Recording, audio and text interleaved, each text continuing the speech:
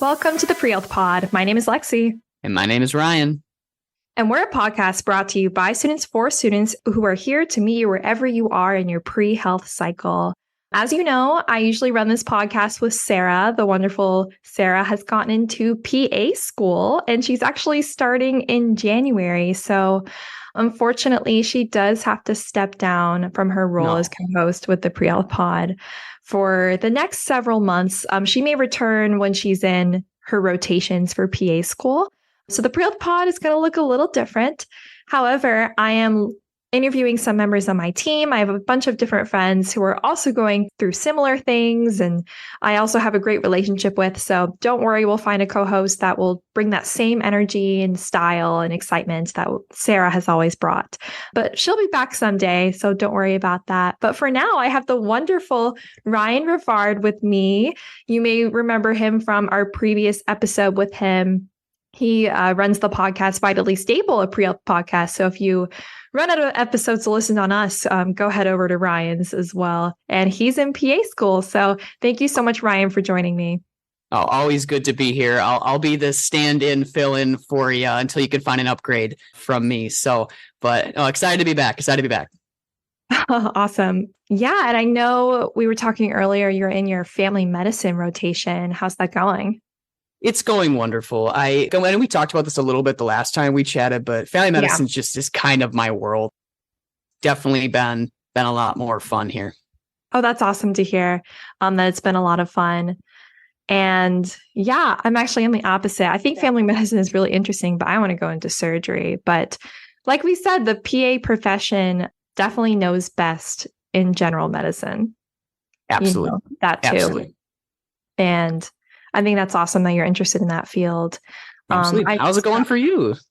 Yeah, I just got back from work at my dermatology clinic, seeing a lot of skin cancer of different kinds. Some that are very treatable. Most of them are very, very treatable. Good. So yeah, if you guys need skincare advice, I know a lot now. That's a big perk. That's great. Derm is my weakness over in PA school. So maybe I'll be throwing some questions. Derm is not my field. It's not where I want to be. And it's kind of been the bane of my existence over here when every single test. So maybe I'll be throwing you some questions here pretty soon. You know, I really like it. I really like the surgery part of it. And the cases are pretty interesting, but it is a lot of skin cancer evaluations. So like whole body skin checks and people coming in. The patient population is predominantly older as well. And I don't know if I want to work with predominantly older populations, so I don't know, but I really enjoy it. The people at work are super nice. They're so nice. And we've had a bunch of birthdays recently, and we go out to lunch together for their birthday, and they're always bringing meals in like every day, just cakes and goodies and candies. And that's the type of work. Yeah, definitely different from the emergency department, which was like, I never got a bathroom break or a lunch break. Those don't exist in ED. That's the one thing I've learned from my rotations is you don't get those. Oh my gosh. But yeah, other than the work, I've been having a pretty fun and exciting medical school application cycle. I've had one medical school interview, like you all know, and I just heard about 2 more in the next few months that I'm really excited about. So we'll see. There's this one school. I don't think I'll share it, but there is this one school that has a lot more opportunities because I have an interest in both infectious disease and surgery. And I kind of want to do a little bit of like infectious disease research and, affiliated with like a surgical mentorship, for example, like antibiotic resistance and stewardship and stuff like that. And so there's one school that has like a lab for that. And I really am interested in that. So I'm really hopeful. But yeah. I'm sure you'll get it. Just a matter of time, just a matter of doing the steps you need to do and staying positive. And I'm sure it'll happen here pretty soon. Yeah, I'm really hopeful. And if you're listening to this episode and need some tips and tricks about interviews for medical school or honestly PA school, they have some help too. Questions. Yeah. That's what Ryan is here for. My only purpose here today. That's the only purpose is to be the PA advocate. No, that's not true. It's kind of true, listeners. It's kind of Dr. Nelson is our guest later today, and he is an expert about medical school interviews and all the different types. There's the multiple mini interview, and then there's the traditional, and some of them have a blend of both. So we're going to talk about that later today. And at the end of the episode, we'll do a couple examples for you all as well. So that's very fun. But yeah, I'll go ahead and transition to that part of the episode. So see you soon. All right. I'd love to welcome the wonderful Dr. Blair Nelson to the Pre-Health Pod. Dr. Nelson grew up in Grand Forks, North Dakota, and attended the University of North Dakota for his undergraduate degree, graduating summa cum laude in 1993. He also attended medical school at the University of Minnesota and graduated with Alpha Omega Alpha honors in 1998. He completed his residency training at the Mayo Clinic in Arizona, where he was elected chief resident during his final year of training, and he practiced emergency medicine throughout North Dakota and Minnesota for the past 2 decades. During his clinical years, he was also the director of medical education for the ER and educated students from a myriad of institutions and clinical degrees: medical surgical residents, medical students, physician assistants, nurse practitioner students, nursing, paramedic, EMT students, and pre-medical shadows. He has a passion for teaching and helping students like all of you who are listening today, and is dedicated to focus solely on this as he evolves to the next stage of his career. Thank you so much for joining us, Dr. Nelson. It's a pleasure to have you. Hey, it's an honor to be here. I'm really excited about this. Awesome. And I know Ryan, as I was talking about the intro, he started dancing. Yes, representing the Midwest here. I, as a University of Minnesota grad myself over at Augsburg, love seeing the all the experience you have up there in the Midwest. We need more people like that. I appreciate that. Go Gophers. Heck yeah. I know, because Ryan, you went to UM. Do you call it UM? So I was an undergrad at the U of M, and then now I'm at Augsburg, so I'm like across the street from the U of M. So I'm still very much in that area cheering on all those teams. My youngest daughter is actually in Middlebrook dorm right now. You can see Augsburg from her dorm. Yep. Exactly. Yep, right across the street. Exactly. Oh, that's awesome. I love that. Oh my gosh. What like a small world. It's crazy. It's like, I'm just all the way over here in Arizona. Hey, I miss Arizona. I wished I would still be in Arizona. It was the best. Yeah. Oh, that's awesome. Well, thank you again, Dr. Nelson, for joining me. Dr. Nelson is actually one of my mentors and helped me a lot with preparing for one of my medical school interviews during this application cycle. So I wanted to invite him on here to help all of you with your interviews that you may have now or in the next few years. So I'd love to just jump into my first question about medical school interviews.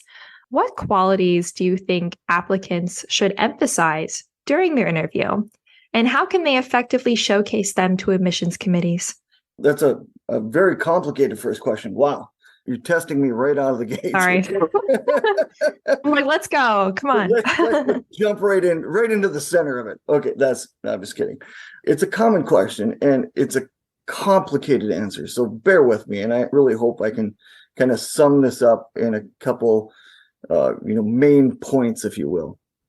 First of all, when you get to the interview stage of medical school applications, it's really to kind of that last hurdle, if you will.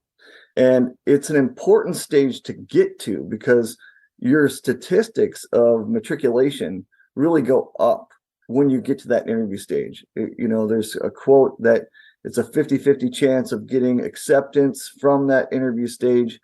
That actually might be a little low even. So there's a very good chance of matriculation once you get to that interview stage of getting acceptance. And so there's a lot that's on the line for interviews. So it's very important to go into those interviews prepared to do your best that day. Now, you can also over prepare. I think I over prepared, Dr. Nelson. I know that you're compulsive and like to have things ready, but you're also gifted at speaking. So the ones that over prepare turn into robots. And I doubt that happened to you.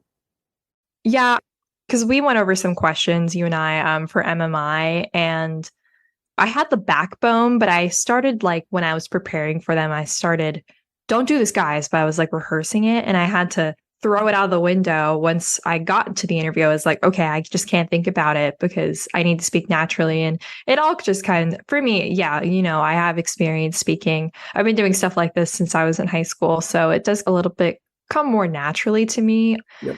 But, for someone who doesn't have that experience, make sure to prepare. But there is such a thing as over preparing too. Exactly. And I think the line is at scripting. So I always tell people, do not script answers to common questions. Yeah.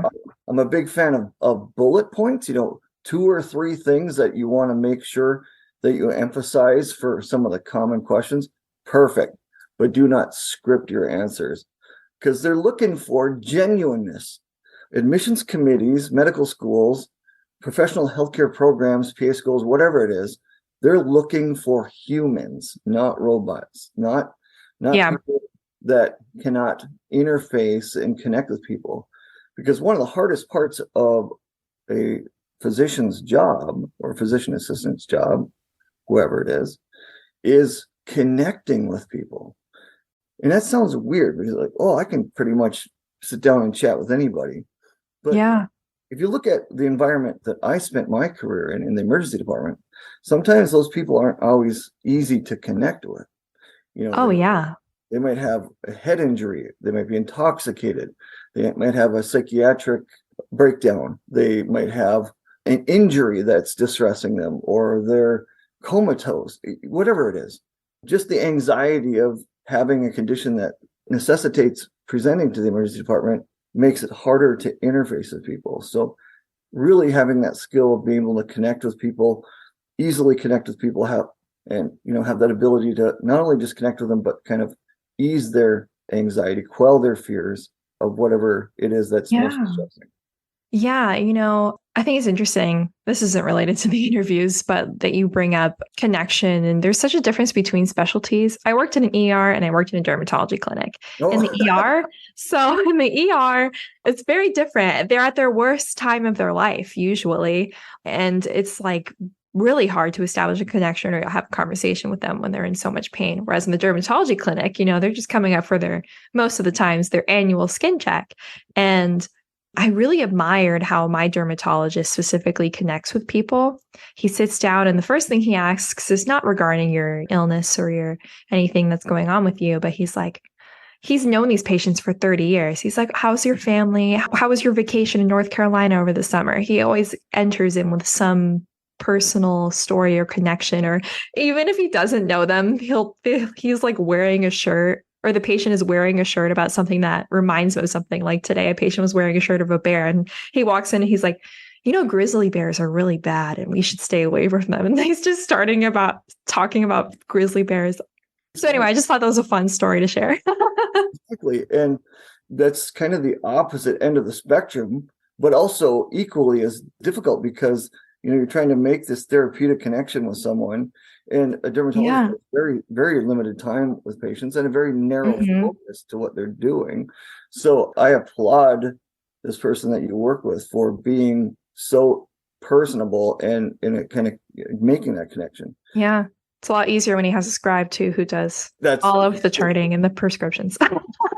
That is a wonderful addition to modern medicine. Absolutely. Yes. Yeah. Awesome. So back to the humanism, I think, is what we were talking about for quality. Mm-hmm. Showing that genuineness, showing your humanity, being able to try to connect with your interviewer. Now, that's not always possible. In fact, I remember vividly my interview at University of Minnesota back in 1991. Oh, wow. That's a long time ago. It doesn't feel that long. Really, it goes so fast, guys. It's crazy. No. One of my interviewers never made eye contact with me. Never, stared down at notes, never looked up.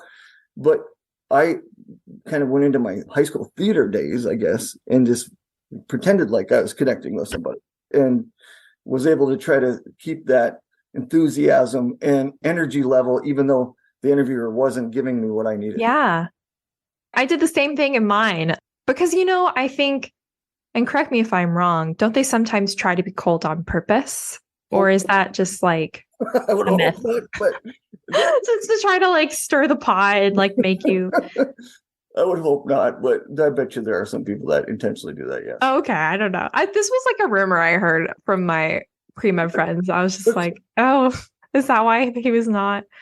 I don't know. I refuse to look at the world like that, but in reality, yes, you're right. There are probably some people that do that, but yeah, I have not experienced that. I've been on admissions committees, and it's not that I'm trying to be cold in an interview when I'm interviewing students. It's more so I'm trying to be objective. Mm. And, you can still be objective and be kind of empathetic and connect with people, but it's a whole different discussion. But back to your question, what should students kind of emphasize during their interview? Number one, emphasize your ability to communicate. Number two, emphasize your enthusiasm for being there. Thank them. Yeah.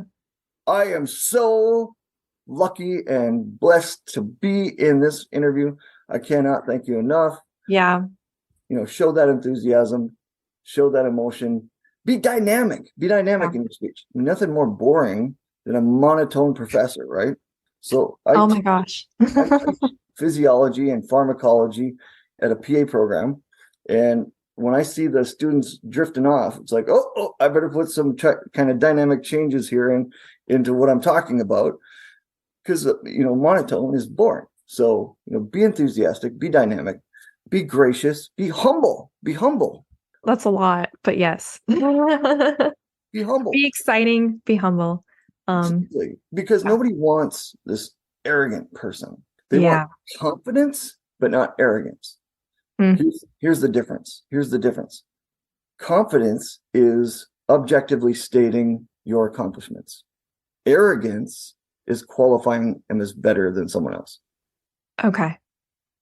Yeah. That sounds bad. This is a great point though to be making, and we referred to a little bit on our pod as well about that difference of like, you want to show that you're ready for the process, you're ready for the program, but you don't want to show that like you're like perfect for it and like you expect to be great. Like you kind of want to find that nice medium kind of like, I'm ready to embrace all the challenges and things that can happen, but also like I'm ready to be taught too. No, I know I don't know everything, and I'm ready to learn from the people that are masters of it. And one thing I was going to bring up too, so my interview was online over Zoom. And I know you're talking about like trying to be engaging and trying to be in that moment and look fun. What were some recommendations you would have for providing people that have to do that online style or more of this kind of new world of interviews to do that same thing you're saying, but over this type of a platform? Great question, Ryan. So, you can use your hands, right, over Zoom.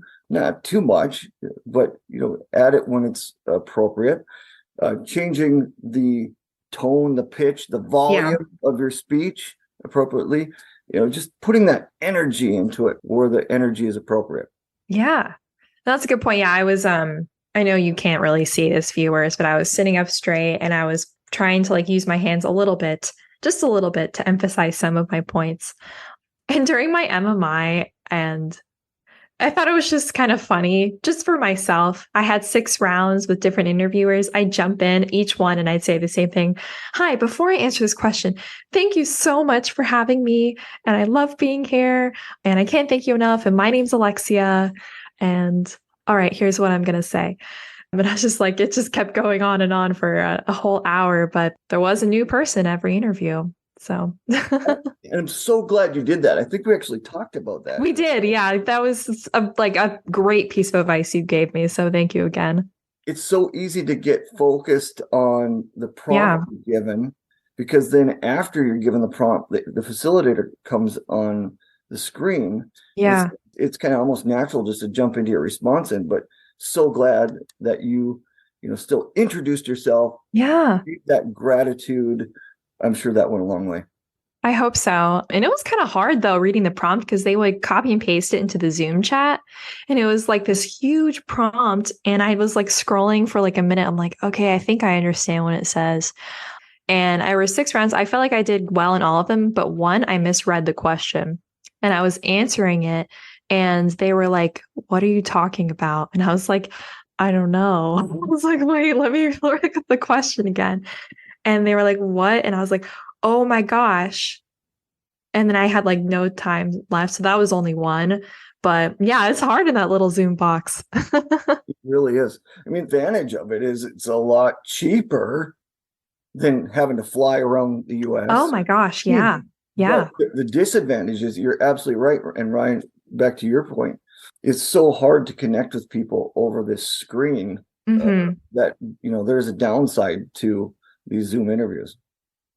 Yeah, I definitely prefer them though than to spending all that money flying out, because I have an interview on the East Coast and I was like, oh my gosh, imagine having to fly, because that's how it was, I think 3 years ago before COVID.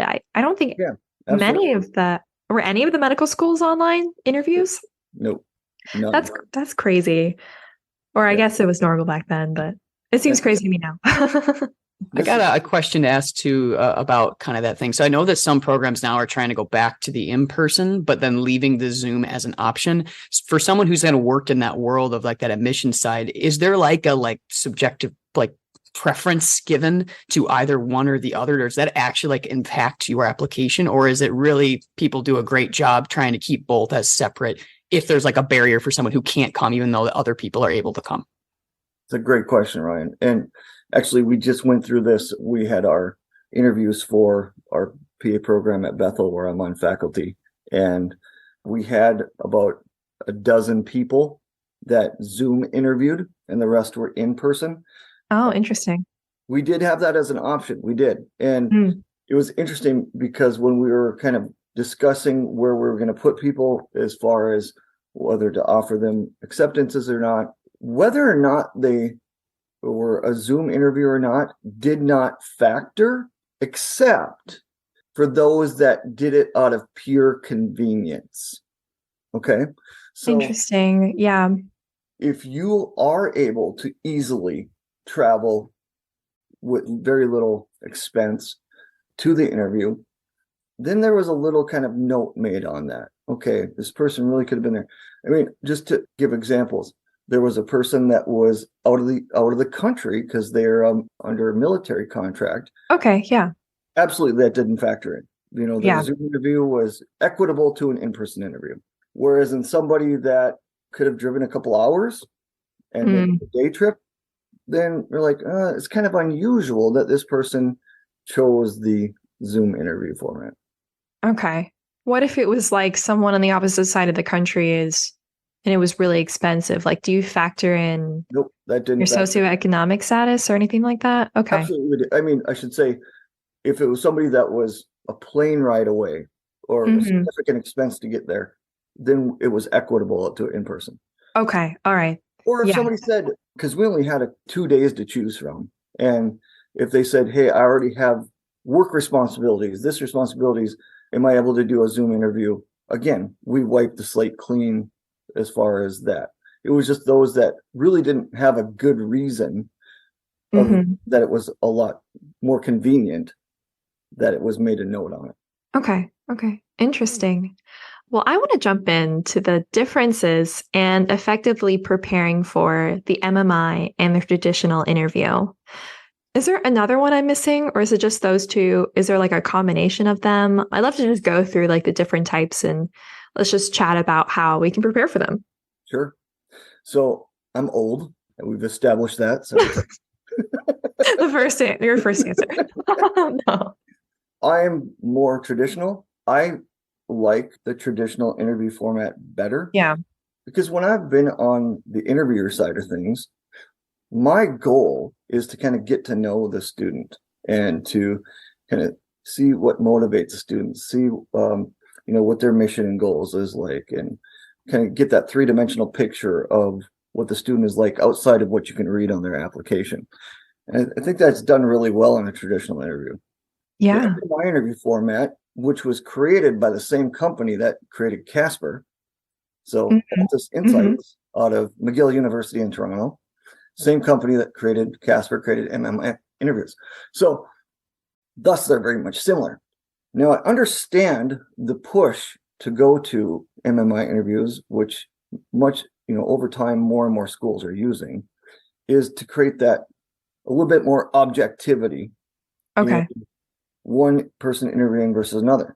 So if you have two students that are otherwise equal, one interviewer gets an interviewer that sees the world a little bit more optimistically. One gets an interviewer who is a little harsher, grader. Yeah. they might end up with different kind of scores in their interview. So I understand that the objective of the MMI interview is to be more objective, but you lose that kind of three-dimensional picture of the student. The third type of interview, which I applaud that this is now becoming a thing, and several schools I've seen this cycle starting to do that, is a hybrid. Yeah. They'll have a traditional interview with one of the faculty, and then they'll have an abbreviated MMI interview format. Yeah, that's actually one of the medical schools. So I have 2 interviews coming up. One is all traditional. It's 2 30 minutes, which is interesting. So one with one and the other with one. And then the other medical school is 1 hour traditional and like an hour MMI. It's a very long day. So I thought that was interesting. That's kind of the best of both worlds, in my opinion. Yeah, I thought that I'm really happy about this because I love chatting. And so I felt like in my MMI, I was trying to fit in questions to these students because all of my interviewers, or I think most of them, were medical students, and some of them had like similar interests of mine. And I was like, "Oh, tell me about your experience," and then we'd be cut off, and I had to go to the next interview. And so I did feel like I missed out a little bit on that. Sure. So, yeah, a traditional hybrid, I think, is ideal for me. Is it ideal? Now, how do you prepare for each one? It's different, Yeah. very different. For a traditional interview, there's kind of the common questions, and the questions that make up 90% of traditional interviews are these questions. Tell me a little bit about yourself. Yeah. Tell me why you want to be a doctor. Why do you want to come to this school? One of your weaknesses, where you see yourself in 10 to 20 years, one of the biggest issues in US healthcare, and any questions for me. That makes up 90% of traditional interviews. Now, fortunately, some of these left field questions are gone by the wayside because of how short these interview sessions are. Yeah. So questions like, if you could be a vegetable, which one would it be and why? Or you could be a kitchen utensil, which one? I know. Oh my gosh. When I had a friend who interviewed some other school, she was like, we had a question where if you were to establish a colony on Mars, how would you do it?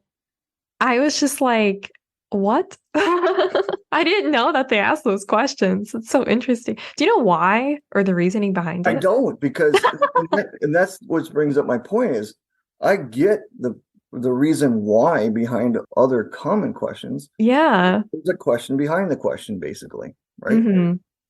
But those are just useless. I mean, I guess the only thing I could theorize is to see how a student can think on their feet, but really is not much utility in it.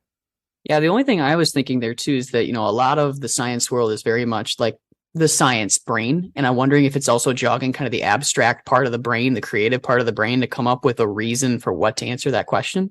It's the only other thing I could think about that might be relevant for those. But if I got the Mars question, I'd be like, well, I really don't want to go to Mars. I like Earth. Would that be a good answer? I would accept that, yes. I, on the other hand, am a huge sci-fi fanatic, so I'd be like all over. I'd oh my gosh. 2 hours to ferret out all the details of how I was going to colonize Mars. No, I'm just kidding. And Lexi, I'd be in the same boat. Yeah, I'm like, I don't have any interest. The best way to prepare for a traditional interview is to have some bullet points for those common questions. Yeah. Things that you want to get across that highlight not only some of your experiences, but also kind of sets you apart from some of your peers. So really kind of focusing in on some of the unique factors of your application.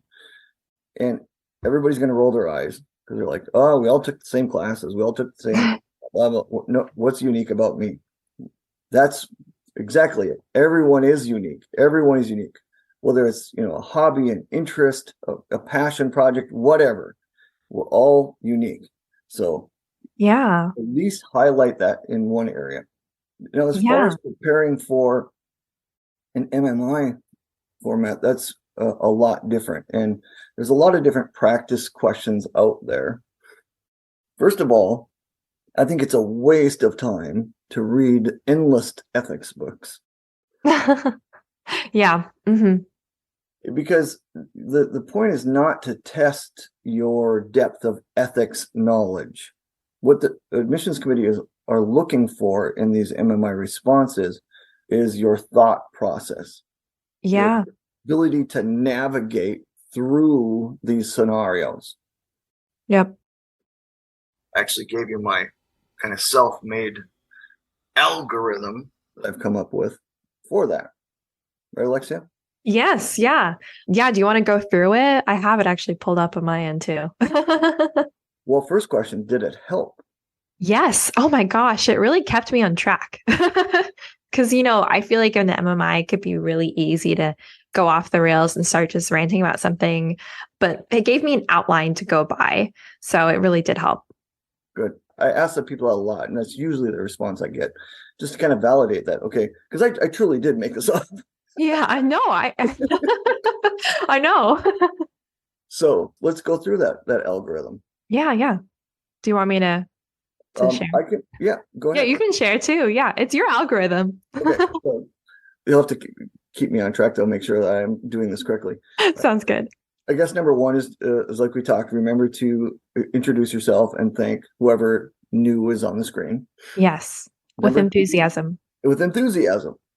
Number two is to give a brief summary of the prompt, just to kind of orient everybody to what you're talking about.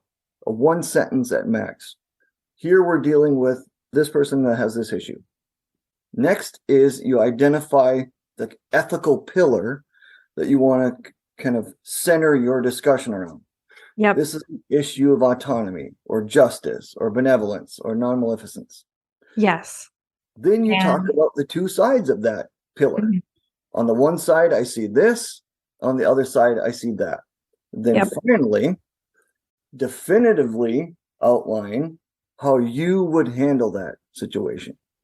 And there's two corollaries to that last one. Corollary A is no waffling. Yes, yeah. So words like possibly or maybe are out. You have to be definitive. Okay. Corollary number two is you are never alone. Mm-hmm. Reach out for help. Talk to the patient. Look at the chart. Talk to colleagues. Consult somebody specifically. Talk to admin, legal, ethics committees. Endless tools in your toolbox to reach out to help you navigate this. Yes. And there's one more too. At the end. What was that? Take advantage of the golden minutes. Oh, thank you. The most important. Wow. I'm glad that you were there with the. So the golden minutes is what Lexi was talking about, where after your response, you have to kind of read the room a little bit. You have to be a little savvy to see if the facilitator is willing to engage. Yeah. And just try to strike up a conversation. How long have you been at this school? Yeah. It's your role at this institution, because you don't always know. These facilitators could be a student, like you said, or it could be an administrator, could be a faculty member, and just, go from there, converse from there, because those golden minutes can really set you apart, make you stand out. Yeah. And to give the audience like a time frame for it, mine was about 6 to 7 minutes per interview. So you had like 2 minutes to read it and about like 3 to 4 minutes to answer. And that last like 1 to 2 minutes were those golden minutes where I'd ask a question, or I noticed like maybe they were wearing a shirt where it said research institution. I wanted to ask a little bit more about that. So yeah, take advantage of those golden minutes at the end. I want to talk a little bit about the differences between the ethical pillars. For those of you who haven't taken psychology yet or have not taken the MCAT yet, we have beneficence, non-maleficence, patient autonomy, and justice. Beneficence is what is in the patient's best interest, whereas non-maleficence is that do no harm. And then autonomy, patients have their own autonomy for their care. And then justice is making you ensure fairness and equity across your patient care. Did I get all that right? I think so. Okay. Yeah. That's as far as the ethics knowledge you really need. Yeah. Yeah. Knowing those 4 pillars. And it really doesn't matter which pillar you choose for that scenario, as long as you center your kind of discussion around that pillar. Mm-hmm. Yeah. You know what? I didn't just pick one. I sometimes would involve two. Sure. Or honestly, even all of them if it was a very complicated question. So, but if you just pick one, I think that's okay too. Absolutely. Yeah. I got a really challenging question for you if you're ready for it. I'm ready. From Minnesota to Minnesota here, I'm going to challenge you. So from the PA perspective, we don't have a lot of MMIs in our interview world, maybe yet, but at least right now it's not very big. And I guess I wanted to ask just your opinion. Do you think that they actually work? Because I know a lot of the idea was to try and pull the applicant off of the page, make it not about the numbers, make it about the person and their character. But I know we've talked to a lot of pre-health people on our podcast where they say that they can theoretically memorize the right answer and get by the thing. And it really didn't test their actual kind of who they were as a person. So I'd love just to know do you think it actually helps from an admissions point? Okay. I don't. Wow. I think this is just a duplicate of Casper. Yeah, that's how it feels. Our program is debating on adding Casper. We're choosing not to at this point, just because Casper doesn't have a lot of validity to it yet. They don't have a validation scoring system yet. So if that comes out, then we're going to be more apt to use it. But Ryan's correct. There are ways you can kind of game this. I mean, we gave you an algorithm just now to help you through it, but there's actually books on how to game it. Yeah, there is. Oh my gosh. Which just tells you all you need to know. So does it help? I would say that it's not a great help right now. Again, I'm more of a traditional interview fan. Okay. If you have a very savvy and experienced facilitator, they can probably pick up on somebody who's gaming it or who's, genuine about their responses. So I would say there's a little bit of utility in that. But if you're a school that's already using Casper, and most either use Casper or the Preview, which is AMC's version of Casper, I would say sticking to a traditional format is a better avenue, in my opinion. Gotcha. Okay. Yeah. Yeah. Honestly, it is the exact same as Casper, just recorded. Casper's recorded. It's the scenarios actually played out and acted, which is kind of exciting. And then you just write your answer that you would normally say during the MMI. You'd write it out if you weren't already familiar with the Casper. Yeah. Maybe now is a good time to actually go through some of the MMI questions. Sure. Some popular ones. I have that list that actually you gave me in all my bullet points. I'll have a lot of bullet points. So let's see what's a good one. Since we have you're an emergency room physician, and Ryan, are you interested in ER? I forget. My whole background is ER, but I'm not necessarily, that's not really the path I want to go. But I was an EMT. I know, because you were a paramedic. I was not sure if you okay. Well, I worked in the ER. How about this? Here's an ethical scenario. You are an emergency room physician taking care of a patient who has come in requesting painkillers for his back. After a physical examination, you find no injuries or other causes of pain. You review his medical chart and realize that he frequently comes to the hospital requesting painkillers. You politely tell the patient that you cannot provide painkillers. He tells you that he will inject himself with heroin if he does not get the painkillers. What do? Enter the room and proceed with the conversation. So that last sentence there, if this was in person, you would read this actually outside of the room on a door. And you would take the 2 minutes to read it and then walk inside and the interview would be inside. But virtually, I read it in a Zoom chat. But yeah, I guess we can go through it. So I guess I can ask you both. Dr. Nelson, you already know, but maybe Ryan, what ethical pillar would you... Oh, you're going to use the algorithm? I didn't do MMIs for my actual This is probably the hardest for me. Oh, shoot. Maybe I Okay. So I think for me, it's probably, this comes around to the patient's quality of life. This is really where I feel like the biggest problem is pain is a real thing, but we also have an ethical obligation not to just hand out pain meds to everybody. So there's your problem. And also the patient expressed a risk of future harm. So that's also now a concern for us as a clinician, is we don't want to promote things that involve future harm. The correct answer, it's a challenging situation. I'm inclined to definitely have a longer conversation with this patient about options available, about risks of trying pain meds versus not, and really kind of have a really provider and patient interaction to come down to an answer that works for both of us, where we can find that median ground. That would be kind of at least the way that I would approach it. But that's coming from the guy who didn't do any MMIs for PSC. That's pretty good. Perfect. You nailed it. So good. I mean, Wow, you really missed out on an opportunity there. This is not scary for me because this is something I dealt with every day. Yeah. Mm-hmm. And a real problem. Right. Another unfortunate thing. First off, I guess if we were doing this, I would walk in and, introduce myself. Yes. Yeah. Mm-hmm. Pleasure to meet you. It's nice to have this opportunity today. And then I would, first of all, identify the ethical pillar, which would be, in my opinions, you could choose any of them really, but what stands out for me is benevolence, which is do the right thing. And you could add non-maleficence because you don't want to do any harm either. Yeah. I wrote those too. Exactly. There are those. You can't go wrong. I mean, you could choose any of these as long as it matches with what you're talking about. Okay. I would say that it's important that when I'm speaking with this patient, that I acknowledge their pain, like Ryan pointed out. Yeah. That they're experiencing pain. Acknowledge that the difficult situation that they're in and how they try to kind of meet them at their level. I understand that you're miserable, that you only see these two options. Then I would try to kind of educate them on alternative options, which are a much better future for that patient. Non-narcotic pain medication. I would offer an addiction program. Mm-hmm.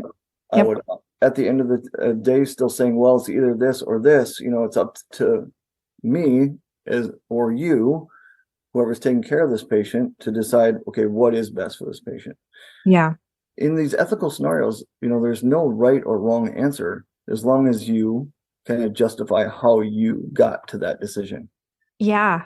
Yeah, I think you really nailed it. I mean, obviously you wrote this question or you put this question on the document. But yeah, I wrote some other things. Like I wrote in my bullet point, I would bring up discussion questions. I'd say, yeah, like the opioid addiction treatment center and addiction treatment center. But I was also brought up, sit down and have a conversation with him and validate what he's feeling.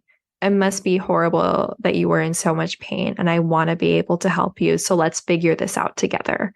Make it a team approach and not an you versus them. Because I feel like in a situation like this, and I did see this a lot in the ER, where it was like they come in and they'd be so angry with you because you wouldn't provide them what they needed and what they believed that they needed for them in their life and how they felt in that moment.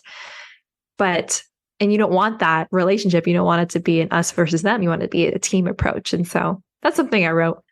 Okay, cool. And, something I don't know if I struggled this with MMIs, but sort of like ending, I guess, how do you delineate the approach for this question? Because I actually struggled with this one. Sure.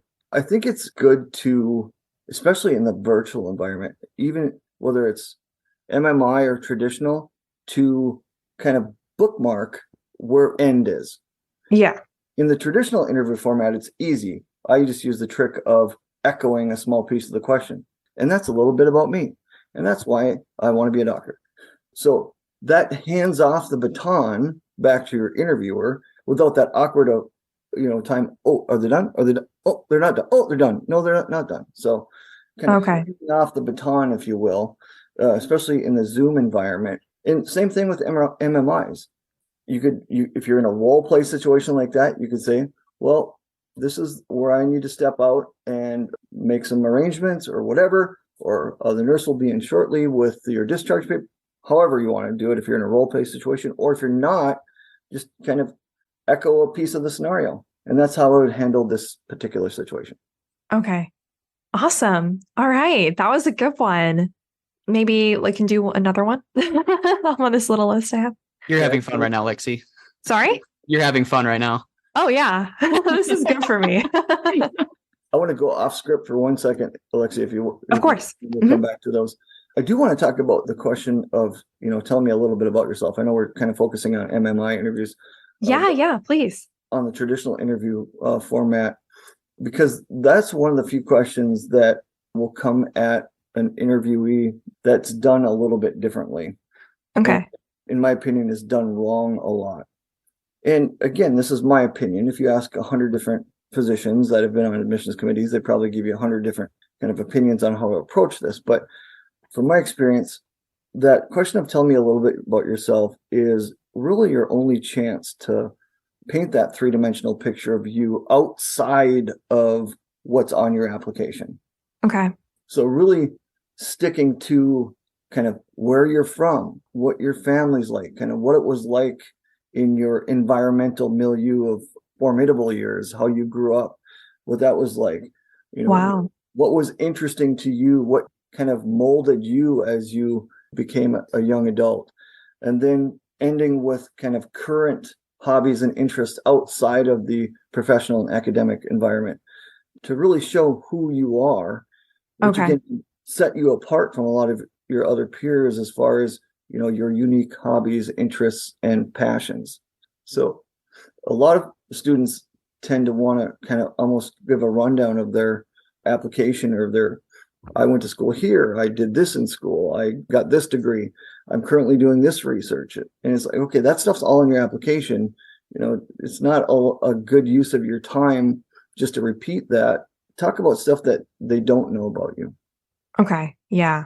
Yeah. I think what you shared about family too, I think that also ties in for a lot of people about why they want to be a doctor. And so how do you differentiate your answer to that question? Tell me a little bit about yourself and why do you want to be a doctor? Because tell me a little bit about yourself can oftentimes lead to that answer, the same answer for that, because they can be the same. Exactly. And that's why those bullet points are so important, because you want to save that information because that question is inevitably going to come up. So, for example, the way not to do it, you talk about what kind of motivated you to become a doctor and the tell me about yourself question. Then they say, well, tell me what made you want to be a doctor. And all of a sudden you're like, oh, I just told you that. And, the answer is almost deflated, if you will. Okay.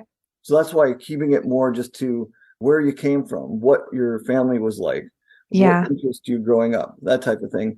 And then, when you get into the what motivated you to be a doctor, kind of then you can go into a new story of what part of that family or whatever. Whatever reason. To go into medicine. But then it's not just about the why you want to be a doctor. It's the question behind the question is why you will be a good doctor. So then going into highlighting, okay, I did this experience, I did that experience, I gained these skills, I gained this wisdom, which will now help me succeed at that next step. Awesome. Yeah. Awesome. I know that for me, I kind of focused a lot on the tell me about yourself question on why I wanted to pursue higher levels of education. And then I found my passions that helped give me the motivation to be able to succeed in those. And then when it came to tell me why you want to be a PA, it was like, well, here's how it fits into what I just told you. This career has all those things that I just told you about and more. So that's at least how I approached it in mine. I think that's a great. Yeah. I like that a lot. Yeah, absolutely. Awesome. Okay. Well, I think we have time for one more question. Should we do an MMI question or? Let's do it. Yeah, I picked one. It's a popular one. An 18-year-old female arrives in the emergency room with a profound nosebleed. You are the physician and you have stopped the bleeding. She is now in a coma from blood loss and will die without a transfusion.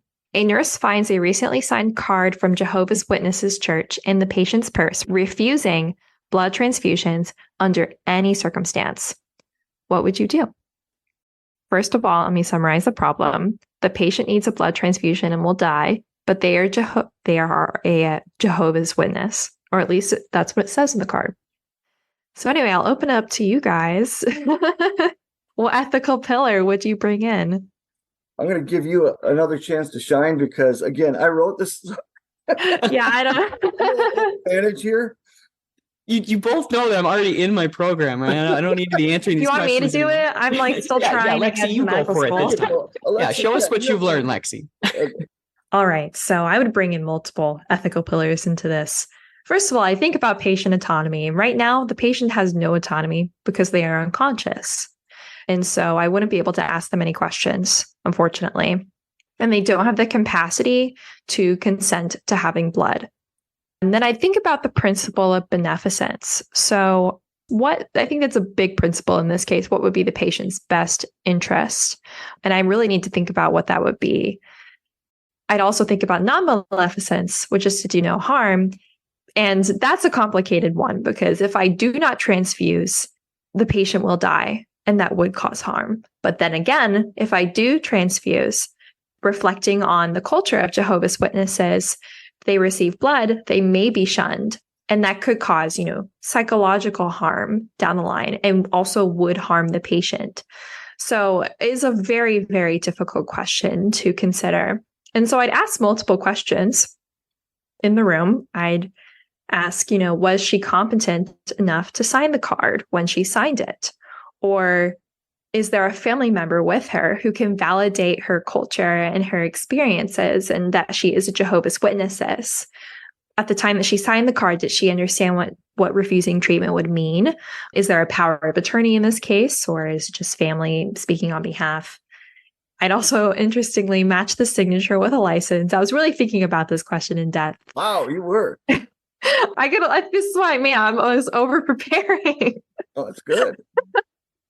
I would discuss with the legal team. I'd bring legal into this, or I'd ask a senior physician or someone who maybe has had similar experiences with Jehovah's Witnesses. Are there any other doctor's notes in her chart? I was thinking about this when I was a scribe, actually, because I used to look at previous charts in family medicine practices and see if they were unconscious, if they were competent, or had any altered mental capacity in previous notes. So I think about that. And then also, how strict does this patient practice their faith? And that would be really just talking to the family about that. And so I discussed two sides of the ethical coin: give her the transfusion or respect the wishes that is stated on the card.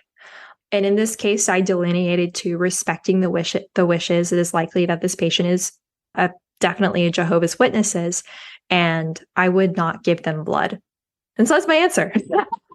Is that too long? I feel like that was really long. And that brings up a good point, because people ask all the time, how long should these responses be? It's hard. Mm-hmm. The answer is not time. The answer is content. Okay. So as long as you're not repeating yourself, it's not too long. If you're repeating yourself, it's too long. Okay. So the answer is not time, it's content. I think you did a fantastic job. And again, nobody can fault your decision, because you backed it up with justification, a very well thought out navigation through the scenario. Yeah, yeah.